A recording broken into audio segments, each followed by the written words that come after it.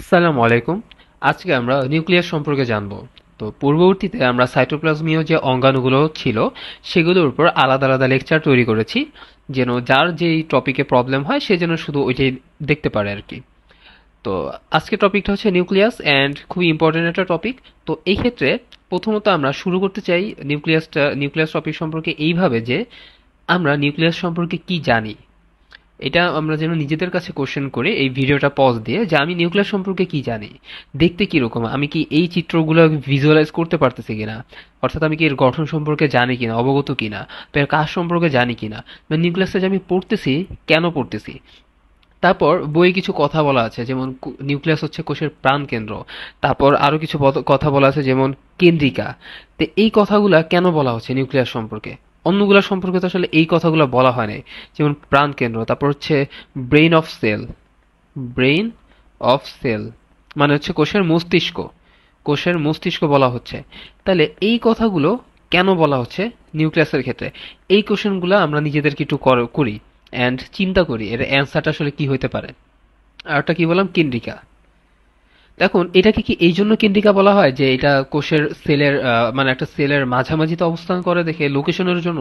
না। তাহলে তো প্লান্ট সেলে তো নিউক্লিয়াস সেলের মাঝখানে থাকে না, সেটা তো পেরিফেরির দিকে থাকে, তাই না? তাহলে এই জন্য একে কেন্দ্র বা সেন্টার এই টাইপের কথাগুলো বলা হয় না। একে এই যে আহ, পদবিগুলো দেওয়া হয়েছে, প্রাণকেন্দ্র, কোষের মস্তিষ্ক, কেন্দ্রিকা, তারপর আরো কিছু কথা আছে যেমন হচ্ছে কন্ট্রোল সেন্টার। আর একটা কথা আমরা বলতে পারি কন্ট্রোল সেন্টার। তো এই যে টার্মগুলা নিউক্লিয়াসের ক্ষেত্রে বলা হয়, এর অবশ্যই একটা কারণ আছে। এর কারণ হচ্ছে নিউক্লিয়াসের ভিতরে, আমি শুধুমাত্র শর্টকাটে কিছু জিনিস বলতেছি এন্ড এগুলো নিয়ে আমরা বিস্তারিত আরো কথা বলবো। তো শর্টকাটে বললে, নিউক্লিয়াসের মধ্যে কিছু জিনিসপত্র থাকে। সেই জিনিসগুলো কি? ক্রোমোজোমস, এন্ড ক্রোমোজোমস এর মধ্যে থাকে হচ্ছে আবার ডিএনএ। এই ডিএনএ এর মধ্যে আবার থাকছে জিন। এই জিনের মধ্যে থাকবে হচ্ছে কি জেনেটিক ইনফরমেশন। বা আমরা বলতে পারি যে ডিএনএ এর মধ্যে থাকে জেনেটিক ইনফরমেশন, একই কাইন্ড অফ সিমিলার থিং। তো কিসের ইনফরমেশন অ্যাকচুয়ালি? এই ইনফরমেশনগুলো হচ্ছে অ্যাকচুয়ালি একটা কোষ কিভাবে কাজ করবে। একটা কোষের কাজ বলতে আসলে কি, যেমন মাইটোকন্ড্রিয়া একটা কাজ করে শক্তি তৈরি করে, প্লাস্টিড একটা কাজ করে খাদ্য তৈরি করে। তারপর কোষের আর কি কাজ হইতে পারে? যেমন আমরা যদি আমাদের পেটের মধ্যে যে সেলগুলো আছে, যদি আমরা পাকস্থলীর কথা চিন্তা করি, পাকস্থলী, তো পাকস্থলীর কাজ কি? পাকস্থলীর যে সেল আছে তার কাজ কি? তারা কিন্তু ওইখানে বিভিন্ন হরমোন ক্ষরণ করে। ওই হরমোনগুলো আবার পরবর্তীতে বিভিন্নভাবে দেখা যাচ্ছে আমাদের ডাইজেশনে হেল্প করে। আবার অন্য অন্য জায়গায় যে কোষ আছে তারা কিন্তু আবার এই ডাইজেশনের যে এনজাইম গুলো আছে বা হরমোন যেগুলো আছে এগুলো কিন্তু ক্ষরণ করবে না। তাহলে এই যে হচ্ছে বেসিক্যালি নিউক্লিয়াসের ক্ষেত্রে মেইন কাজ। তারা এক এক কোষে এক এক রকম কার্যাবলী পরিচালনা করে। তাহলে পাকস্থলীর ক্ষেত্রে আমরা বললাম হরমোনা, বেসিক্যালি এনজাইম এনজাইম ক্ষরণ করে, যে এনজাইমগুলো দিয়ে সে কি করে, ডাইজেস্ট করতে পারে খাবারগুলো। তাহলে এক এক জায়গায় কিন্তু তার এক এক রকম রোল, এন্ড সে কিন্তু কন্ট্রোল করতেছে যে তুমি এইটা করো, ওইটা করো, বা এই প্রোটিনটা তৈরি করো, বা এই এনজাইমটা তৈরি করো, বা এই হরমোনটা তৈরি করো। এন্ড এই যে সেই জিনিসগুলো তৈরি করতে পারতেছে, বা এটা একটা প্রসেস আছে, লাইক এটারে বলা হয়েছে ট্রান্সলেশন, অর্থাৎ প্রোটিন তৈরি করার যে প্রক্রিয়াটা।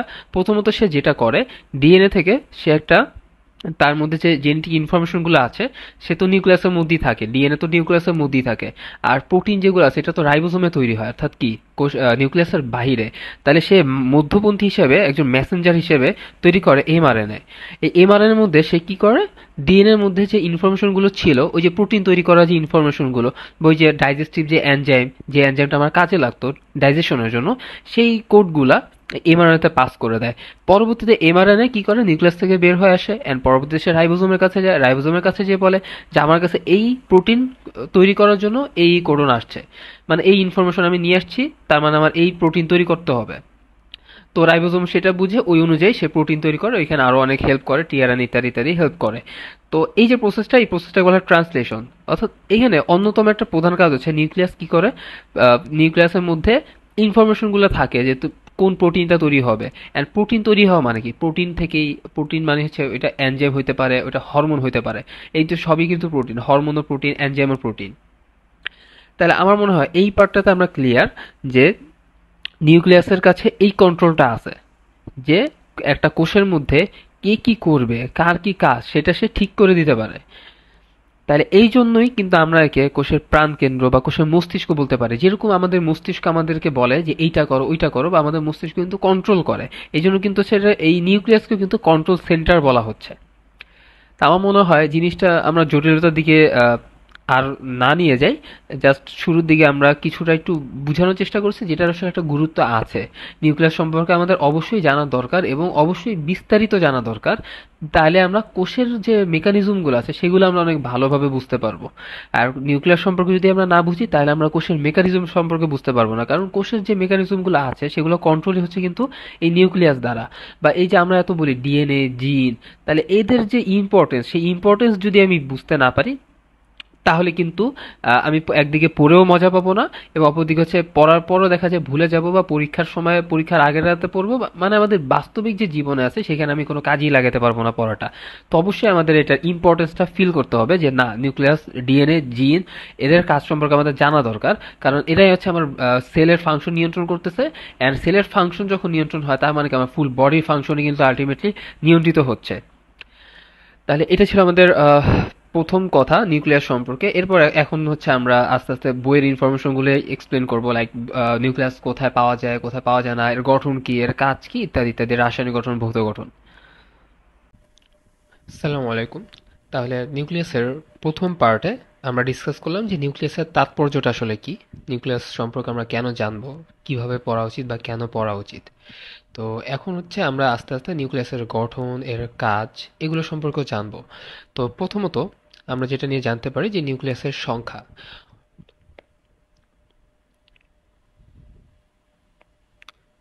তো নিউক্লিয়াসের সংখ্যা, একটা কোষে কয়টা নিউক্লিয়াস থাকতে পারে? সাধারণত একটা নিউক্লিয়াসে, একটা কোষে একটা নিউক্লিয়াস থাকতে পারে। তো কিছু কিছু কোষ আছে যাদের ক্ষেত্রে একাধিক নিউক্লিয়াসও থাকে। তো এরা কারা? এইটা আমাদের একটু এমসিকিউর জন্য মনে রাখতে হবে। তো এরা হচ্ছে ভাউচারিয়া, এটা একটা। তারপর হচ্ছে বটরিডিয়াম, ভাউচারিয়া, বটরিডিয়াম, এটা একটা। আর একটা খুব সম্ভবত এরকম একটা নাম আছে, স্যাফেরো, স্যাফেরো সামথিং কিছু একটা হবে। তো এই যে তিনটা আছে, এই তিনটার ক্ষেত্রে নিউক্লিয়াসগুলো সাধারণত একাধিক নিউক্লিয়াস থাকে এই তিনটার ক্ষেত্রে। তো বইতে হচ্ছে এই পুরো একটু স্পেলিংটা হচ্ছে তোমরা একটু দেখে নিবে। তো ভচিরিয়া, বট্রিডিয়াম, স্যাফেরো সামথিং, এই টাইপের যে জিনিসগুলো আছে এরা সাধারণত শৈবাল। এরা কি? এরা হচ্ছে বিভিন্ন ধরনের শৈবাল। তো এই শৈবালগুলোর ক্ষেত্রে একাধিক নিউক্লিয়াস থাকতে পারে। তো এদেরকে তাহলে একটা আলাদা নামকরণ দেওয়া হয়, সেটা হচ্ছে এদেরকে সিনোসাইট বলা হয়। তো সিনোসাইট কারা? যাদের ক্ষেত্রে একাধিক নিউক্লিয়াস পাবো, যাদের ক্ষেত্রে একাধিক নিউক্লিয়াস পাবো তাদেরকে সিনোসাইট বলা হয়। একাধিক নিউক্লিয়াস বিশিষ্ট যে জীবগুলো আছে তাদেরকে সিনোসাইট বলা হয়। তাহলে সিনোসাইটের এক্সাম্পলও বলতে পারে, অথবা পরীক্ষা এইভাবে দিতে পারে যে নিচের কোনটিতে একাধিক নিউক্লিয়াস নেই, এইভাবে দিতে পারে যে তিনটা এরকম দিল, এদের তো একাধিক নিউক্লিয়াস আছে, তাহলে চতুর্থ একটা দিল যার কোনো একাধিক নিউক্লিয়াস নেই। তো এইভাবে কোশ্চেন আসতে পারে। আচ্ছা, তাহলে সংখ্যা গেল। আবার কিছু আছে যাদের একটাও থাকে না। তো এরকম কারা? যেমন হচ্ছে আরবিসি, পরিণত আরবিসি, ম্যাচিউর আরবিসি। ছোট অবস্থায় থাকে বা যখন সে অপরিণত অবস্থায় থাকে, অর্থাৎ এরিথ্রোব্লাস্ট বা এর আগের যে কন্ডিশনগুলো থাকে সেই অবস্থায় তার নিউক্লিয়াস থাকে। কিন্তু যখন সে পরিণত বা ম্যাচিউর আরবিসিতে পরিণত হয় তখন তার কোনো নিউক্লিয়াস থাকে না। এবং উদ্ভিদের ক্ষেত্রে একটা আছে, সেটা হচ্ছে সিভ কোষ, পরিণত সিভ কোষ। এই সিভ কোষের ক্ষেত্রেও নিউক্লিয়াস থাকে না। তাহলে কাদের নিউক্লিয়াস একাধিক থাকে এবং কাদের নিউক্লিয়াস থাকে না, এটা একটু আমাদের জানতে হবে। তাহলে এটা হচ্ছে আমাদের সংখ্যা এবং বিস্তৃতির মধ্যে আসলে এইটুকু টপিকটা, এই টপিকটুকু পড়লেই হবে। এবার সে আমাদের আবিষ্কারক। তো নিউক্লিয়াসের এখানে দুইটা নাম আমাদের একটু মনে রাখতে হবে। একটা হচ্ছে নিউক্লিয়াসের যে আবিষ্কারক, তার নাম হচ্ছে রবার্ট ব্রাউন, তার নাম হচ্ছে রবার্ট ব্রাউন। আর একটা হচ্ছে নিউক্লিওলাস, নিউক্লিওলাস আবিষ্কার করেন হচ্ছে বিজ্ঞানী ফন্টানা। তো জাস্ট দুইটা নাম মনে রাখলেই হবে। তো রবার্ট ব্রাউন হচ্ছে নিউক্লিয়াসটা আবিষ্কার করেন, এবং উনি আসলে কোন কোষে আবিষ্কার করেন? অর্কিড, অর্কিড, বা এখানে আর একটা ব্র্যাকেটে দেওয়া ছিল বইতে, রাসনা কোষ। অর্কিড বা রাসনা উদ্ভিদের যে কোষ আছে সেখানে হচ্ছে তিনি মাইক্রোস্কোপের মাধ্যমে, পর্যবেক্ষণের মাধ্যমে নিউক্লিয়াস আবিষ্কার করেন। এই ছিল আমাদের সংখ্যা, বিস্তৃতি এবং আবিষ্কারক নিয়ে কিছু কথা। তাহলে এবার আসি ক্রোমাটিন তন্তু। তো তার আগে আর একটা জিনিস একটু বলি নিউক্লিওলাস সম্পর্কে। তো নিউক্লিওলাসের যেরকম প্রোটিন তৈরি করে বা প্রোটিন সংশ্লেষ করে, সেরকম ভাবে এটা আরএনএও তৈরি করতে পারে। তো সাধারণত নিউক্লিয়াসের মধ্যে সবথেকে বলতে গেলে বেশিরভাগ পরিমাণে ডিএনএই থাকে, অর্থাৎ 99% ডিএনএই থাকে। কিছু পরিমাণ আরএনএ থাকে, অর্থাৎ 1% আরএনএ থাকে, আর এই 1% আরএনএ এর কাজ কিন্তু বেশিরভাগ ক্ষেত্রে সম্পৃক্ত হচ্ছে প্রোটিন তৈরির ক্ষেত্রে। তো নিউক্লিওলাস বেসিক্যালি কিছু পরিমাণ আরএনএ তৈরি করে বা সিনথেসিস করে বা সংশ্লেষণ করে, সাথে কিছু পরিমাণ প্রোটিনও তৈরি করে। এবার আসি ক্রোমাটিন তন্তু। তো ক্রোমাটিন তন্তুটা হচ্ছে সাধারণত এক ধরনের তন্তু বা ফাইবার, যেটা হচ্ছে এরকম পেঁচানো অবস্থায় বা কুণ্ডলিত অবস্থায় থাকে। কখন এরকম পেঁচানো বা কুণ্ডলিত অবস্থায় থাকে? বিশ্রাম অবস্থায় বা বিশ্রাম দশায়। পরবর্তীতে এই পেঁচানো বা কুণ্ডলিত তন্তুগুলো যখন এই কোষ বিভাজনের সময় আসে, তখন তারা এই জালিকাকারে না থেকে তারা এইভাবে কুণ্ডলী আকার গঠন করে। এখানে কিন্তু কি ছিল? জালিকাকারে বিভিন্নভাবে ছড়ায় ছিটায় ছিল।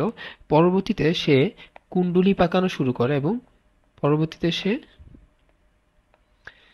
কুণ্ডলী পাকানো শুরু করে। একটু, হ্যাঁ,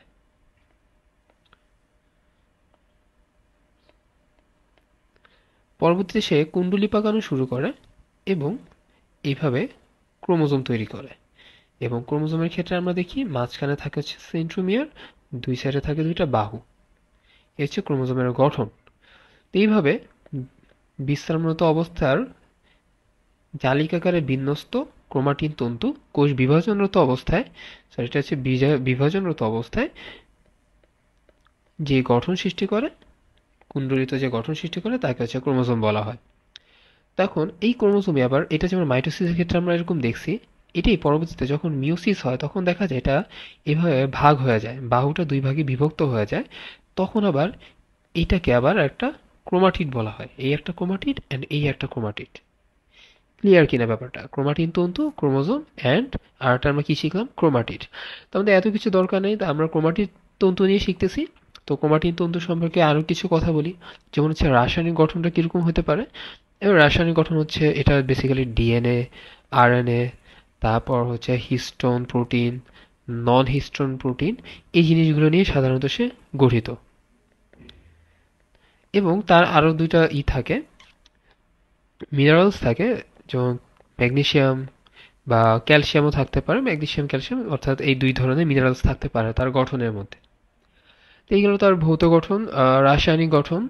এবং আরেকটা তথ্য, সেটা হচ্ছে এর কাজ কি। এর কাজ হচ্ছে সাধারণত ক্রোমাটিন তন্তু বংশগতির কি ধারক ও বাহক হিসেবে কাজ করে। এর মধ্যে কি থাকে? জিন থাকে, ডিএনএ থাকে। তো এগুলোর মাধ্যমে সে কি হিসেবে কাজ করে? বংশগতির ধারক ও বাহক হিসেবে কাজ করে। তার মানে কোনো একটা জীবের যত বৈশিষ্ট্য আছে, তার চুলের রং কিরকম হবে, তার উচ্চতা কিরকম হবে, যত রকম ইনফরমেশন আছে সবকিছুই কিন্তু এর মধ্যেই ধারণকৃত অবস্থা থাকবে। এবং পরবর্তীতে এটা আবার বংশ পরম্পরা স্থানান্তরও হইতে পারে। আচ্ছা, এখন এখানে আরেকটা জিনিস কথা আছে নিউক্লিওলাস ও ক্রোমাটিন তন্তু সম্পর্কে। তো ক্রোমোজোমের অনেক সময় দেখা যায় নিউক্লিয়াসের মধ্যে যখন ক্রোমোজোমটা থাকে, কখনো কখনো ক্রোমোজোমের গায়ে এই নিউক্লিওলাস এভাবে লাগানো অবস্থা থাকে। তো তখন এই যে স্থানে লাগানো থাকে সেটাকে বলা হয় স্যাটেলাইট। নিউক্লিওলাসটা ক্রোমোজোমের যে স্থানে লাগানো থাকে সেটাকে বলা হয় স্যাটেলাইট। আই রিপিট, ক্রোমোজোমের যে স্থানে নিউক্লিওলাস লাগানো থাকে এই লোকেশনটাকে বলা হয় স্যাটেলাইট। আর এই টোটাল ক্রোমোজোমটাকে তখন বলা হবে স্যাট ক্রোমোজোম। তখন টোটাল ক্রোমোজোমটাকে বলা হবে স্যাট ক্রোমোজোম। তো সবার ক্ষেত্রেই লাগানো থাকবে ব্যাপারটা এমন না, বা সবাই স্যাট ক্রোমোজোম হবে তাও না। কিছু কিছু নিউক্লিয়াস, কিছু কিছু নিউক্লিওলাস, কিছু কিছু ক্ষেত্রে নিউক্লিওলাসটা ক্রোমাটিন তন্তু বা ক্রোমোজোমের সাথে লাগানো থাকে। এবার আমরা একটু নিউক্লিওলাসের বা নিউক্লিয়াসের একটু গঠনটা একটু এঁকে দেখাই, যে কারণ অনেক সময় এটা পরীক্ষায় চলে আসে যে ফিগার ড্র করো। তা আমরা এরকম একটা গোলা দিয়ে দিব আগে, গোল্লাটা দিব এন্ড এই আমরা এই যে পর্দাটা একটু এঁকে এঁকে ফেলবো। পর্দা আঁকার পর কি করতে হবে? আমাদের গ্যাপ দিতে হবে, কারণ আমাদের এটার ক্ষেত্রে কি নিউক্লিয়ার পোর্স আছে বা নিউক্লিয়ার ছিদ্র বলি যেটাকে আমরা দিলাম, তাহলে আমরা গ্যাপ। এন্ড এদের মাঝখানে কি থাকে? ট্রান্সপোর্টার থাকে, রাইট? এই ট্রান্সপোর্টার দিয়ে কি করে? ভিতর থেকে বাইরে বা বাইরে থেকে ভিতরে বিভিন্ন মলিকুলস আদান প্রদান হতে পারে। তাহলে আমাদের নিউক্লিয়ার এনভেলপ আঁকা শেষ। এনভেলপ মানে কি? এনভেলপ যেটা আবৃত করে রাখে আর কি। তাহলে নিউক্লিয়াসের এনভেলপ আমরা পেলাম, খুব সুন্দর একটা নাম, এনভেলপ। এমনিতে আমরা নিউক্লিয়ার মেমব্রেনও বলতে পারি, কোনো সমস্যা নেই। তারপর আমরা ভিতরের দিকে নিউক্লিওপ্লাজম দিয়ে দিলাম, যেটা কি করে নিউক্লিওলাস ক্রোমাটিন তন্তু অর্থাৎ নিউক্লিয়াসের ভিতরে যে জিনিসপত্রগুলো আছে সেগুলোকে সে ধারণ করে রাখে। এন্ড এটা এনজাইমের একটা কার্যকলাপের একটা ক্ষেত্রও বটে। এখন আমরা কি করতে পারি, আমরা এখন একটু ক্রোমাটিন তন্তুটা এরকম জালিকাকারে বিন্যস্ত অবস্থায় যে ফাইবারটা আছে এটা আমরা একটু এঁকে দিই। তাহলে আমাদের এটা ক্রোমাটিন তন্তু হয়ে গেল। এবার আরেকটা জিনিস বাদ গেছে না, বাদ গেছে কি আমাদের নিউক্লিওলাস। নিউক্লিওলাসটা কখনো একটা নিউক্লিওলাস ক্রোমাটিন তন্তুর এই গায়ে লেগে আছে, তাহলে এটাকে আমরা কি বলি, স্থানটাকে স্যাটেলাইট বলতে পারি। তাহলে আমরা পরবর্তীতে মার্ক করে দিব এটা হচ্ছে নিউক্লিয়ার এনভেলপ, এটা হচ্ছে নিউক্লিয়ার মেমব্রেন, নিউক্লিয়ার রন্ধ্র। তারপর ভিতরের দিকে আমরা পেলাম কি নিউক্লিওপ্লাজম, যেটাকে ক্যারিওলিম্ফ বলা হয়, কিন্তু এটা আরেকটা নাম হচ্ছে কি ক্যারিওলিম্ফ বা নিউক্লিওপ্লাজম। ক্লিয়ার? এরপর আমরা পেলাম ক্রোমাটিন তন্তু এন্ড ফাইনালে আমরা পেলাম নিউক্লিওলাস। তাহলে এই ছিল হচ্ছে আমাদের টোটাল নিউক্লিয়াসের একটা সামারি। এন্ড আমরা এখন একটু বইতে যে একটু দেখাই দিই যে আসলে কোথায় কতটুকু কি পড়তে হবে। খুব বেশি কিন্তু এখানে পড়া নাই। যেমন প্রথমত আমরা যেমন বললাম যে আহ, অপর নামগুলো কি, এগুলো আমাদের জানতে হবে। আবিষ্কারকের নামটা আমাদের জানতে হবে। অর্কিডের যে পত্রকোষ মানে পাতার যে সেল আছে সেখান থেকেই প্রথম আবিষ্কৃত হয় এন্ড নিউক্লিয়াস নামকরণ করা হয়। তারপর সংখ্যা বিস্তারিত নিয়ে আমি কথা বললাম, ভচিরিয়া বটেরিয়াম, এই যে স্যাফেরো প্লিয়া, লাস্টে প্লিয়া কথাটা অ্যাড হবে, জাস্ট মনে ছিল না, সমস্যা নেই, তোমাদের ক্ষেত্রে এটা এমসিকিউতে আসবে, ওরকম ভাবে মনে না রাখলেও হবে। বাট সিনোসাইটের সংখ্যাটা অবশ্যই পড়ে রাখবে তোমরা, যে বহু নিউক্লিয়াস বিশিষ্ট এ ধরনের যে গঠনকে সিনোসাইট বলা হয়। নিউক্লিয়াসের আকৃতি দরকার নেই, অবস্থান তো আমরা জানি, সেন্টারও থাকতে পারে, পাশেও থাকতে পারে, আকার আয়তনটাও খুব বেশি একটা ইম্পর্টেন্ট না। তো রাসায়নিক গঠনটাও আমরা পরবর্তীতে আবার একটু একটু দেখবো। তারপর এখানে রাসায়নিক গঠনে নিউক্লিয়াসের কি বলা আছে, যে মূলত নিউক্লিক অ্যাসিড ও প্রোটিন দিয়ে গঠিত হয়। এই কথাটা আমরা একটু মনে রাখবো যে নিউক্লিক অ্যাসিড অ্যান্ড প্রোটিন দিয়ে গঠিত হয়। তাছাড়া পানি, লিপিড, এনজাইম এগুলোও থাকতেই পারে। তারপর নিউক্লিয়াসের কাজ কি, যেহেতু আমরা কিন্তু একদম প্রথম লেকচারে বলে এসেছি, এটা কিন্তু কোষের কন্ট্রোল সেন্টার বলা হয়, কোষের ব্রেইন অফ সেল বলা হয়। এর কারণ কি আসলে, কারণ হচ্ছে এটা কিন্তু টোটাল যে কোষের মধ্যে যে কার্যাবলী হয়ে থাকে সেগুলো কিন্তু সে নিয়ন্ত্রণ করতে পারে। তো এই যে জৈবিক কাজ নিয়ন্ত্রণ করে, তাই কোষের মস্তিষ্ক, প্রাণ কেন্দ্র ইত্যাদি ইত্যাদি বলা হয়। এটা অবশ্যই ভেরি মাচ ইম্পর্টেন্ট, এই লাইনটা অনুধাবনের জন্য ইম্পর্টেন্ট। অ্যান্ড পরবর্তীতে এর ভিতরে ক্রোমোজোম থাকে, তো এরা কি বংশ পরম্পরায় জীবের বৈশিষ্ট্য রক্ষা করে, তারপর বংশগতির ধারক ও বাহক হিসেবে কাজ করে। আবার নিউক্লিয়াসের মধ্যে যে ডিএনএ থাকে সেগুলো কি প্রোটিন তৈরি করার কোড থাকে এর মধ্যে, তাহলে প্রোটিন তৈরি করতে পারে, ইত্যাদি ইত্যাদি কথাগুলো আমরা এখানে বলা আছে। তারপর আসি নিউক্লিয়াসের গঠন। তো চারটা অংশের কথা আমরা বলছি, এনভেলপের কথা বলছি। এনভেলপটা হচ্ছে সাধারণত দ্বিস্তরী মেমব্রেন এন্ড দ্বিস্তরী ফসফোলিপিড বাইলেয়ার দিয়ে গঠিত হয়, কিন্তু এর মধ্যে একটা অন্যতম বৈশিষ্ট্য হচ্ছে যেটা ছিদ্র থাকে, যেটা অন্য অন্য আবরণীতে কিন্তু থাকে না। আর এই ছিদ্রতার আবার একটা বৈশিষ্ট্য হচ্ছে এটা আবার সংকোচন প্রসারণশীল। তো সংকোচন প্রসারণ কি এমনি এমনি হবে? তো এর জন্য আশেপাশে কি আছে, এই যে প্রোটিন গ্র্যানিউল আছে, 8টা প্রোটিন গ্র্যানিউল দ্বারা এই ছিদ্রটা নিয়ন্ত্রিত হয়। আর মাঝখানে থাকবে হচ্ছে একটা ট্রান্সপোর্টার। এই ট্রান্সপোর্টারকে আবার যুক্ত রাখে কি anchor protein. Anchor protein nuclear এনভেলপের সাথে ট্রান্সপোর্টারটাকে যুক্ত রাখে। এর ট্রান্সপোর্টারের মধ্যে দিয়ে ট্রান্সপোর্ট হয় ভিতর থেকে বাইরের দিকে এমআরএনএ বা আরএনএ বা বড় মলিকিউল যেগুলো আছে, এই যে বড় মলিকিউল যেগুলো আছে সেগুলো হচ্ছে এই কেন্দ্রীয় প্রোটিন বা আরএনএ বা কেন্দ্রীয় প্রোটিন বা ট্রান্সপোর্টারের ভিতর দিয়ে যেতে পারে। তারপর নিউক্লিয়ার এনভেলপের কাজ এগুলো আমরা বলে এসেছি। তারপর নিউক্লিওপ্লাজমের অপর নাম ক্যারিওলিম্ফ। এর মধ্যে কি থাকে বেসিক্যালি নিউক্লিওলাস আর ক্রোমোজোম বা ক্রোমাটিন তন্তু যেটা আছে বা ক্রোমাটিন জালিকা বা ফাইবার এটা অবস্থান করে। আর নিউক্লিওপ্লাজম জিনিসটা কি, ঘন স্বচ্ছ দানাদার তরল পদার্থ। এটা একটা তরল পদার্থ কিন্তু দানাদার তরল পদার্থ। এরপর হচ্ছে নিউক্লিওলাস, এটাও কি এক ধরনের অধিকতর ঘন একটা গোলাকার বস্তু। যদি ঘন না হতো তাহলে কিন্তু এটাকে আমরা আলাদা করে দেখতে পাইতাম না, তাই নিউক্লিওপ্লাজমের মধ্যে মিশে থাকতো। যেহেতু আলাদাভাবে আমরা এটা দেখতে পাই, তার মানে এটা অবশ্যই আরেকটু বেশি ঘন। তো এটা ছোট অধিকতর ঘন গোলাকার বস্তু, এর আবিষ্কারককে ফন্টানা। এবং এটার অবস্থান কি, কখনো কখনো ক্রোমোজোমের নির্দিষ্ট একটা স্থানে এটা লাগানো থাকে, তো যে স্থানে লাগানো থাকবে লোকেশনটাকে কি বলা হয়, স্যাটেলাইট বলা হয়। আর যে ক্রোমোজোমের গায়ে লাগানো থাকে তাকে স্যাট ক্রোমোজোম বলা হয়। তো তারপর হচ্ছে নিউক্লিওলাস সাধারণত একটাই থাকে, একাধিকও থাকতে পারে আবার নাও থাকতে পারে, এটা নিয়ে আমরা বলছি। নিউক্লিওলাসের ক্ষেত্রে কিন্তু কোনো ঝিল্লি নাই। তো নিউক্লিওলাসকে তিনটা অংশে ভাগ করে, তন্তুময়, দানাদার, ম্যাট্রিক্স। এটা হচ্ছে নিউক্লিওলাসের গঠন, যেগুলো আমরা বলি নাই, মানে এগুলো আসলে খুব বেশি একটা মেজর কিছু জিনিস না, বাট তারপর আমরা রিডিং পড়বো, অবশ্যই রিডিং পড়বো, আমরা জানার জন্য পড়বো। তন্তুময় দানাদার ম্যাট্রিক্স তিনটা অংশে ভাগ করা যায় নিউক্লিওলাসকে। তারপর নিউক্লিওলাসের ক্ষেত্রে আমরা তিনটা পয়েন্ট বলছি, তিনটা কাজ। সে প্রোটিন তৈরি করে, সে হচ্ছে আরএনএ তৈরি করে, আর একটা কি নিউক্লিওটাইডের ভান্ডার হিসেবে কাজ করে।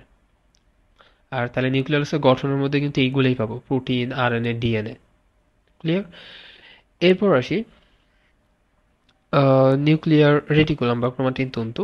তা আমরা বলছি বিশ্রাম অবস্থায় যে জালিকাকার আকারে যে বিন্যাসটা দেখা যায় বা তন্তু দেখা যায়, এরকম পেঁচানো পেঁচানো পেঁচানো এরকম, সেটাকেই নিউক্লিয়ার রেটিকুলাম বা ক্রোমাটিন ফাইবার বা ক্রোমাটিন তন্তু বলা হয়। পরবর্তীতে কোষ বিভাজনরত অবস্থায় ওটা হচ্ছে কি কুণ্ডলী আকার ধারণ করে, এবং ক্রোমাটিন তন্তুটাই ক্রোমোসোম বলে তখন ওটাকে। ওটা একটু তখন একটু কুণ্ডলিত অবস্থায় থাকার কারণে খাটো হয়, মোটা হয়, এবং ওটাকে দৃশ্যমান হয় মাইক্রোস্কোপের নিচে, তখন এটাকে দেখা যায়, ভিজিবল হয়। তাহলে এটাও গেল।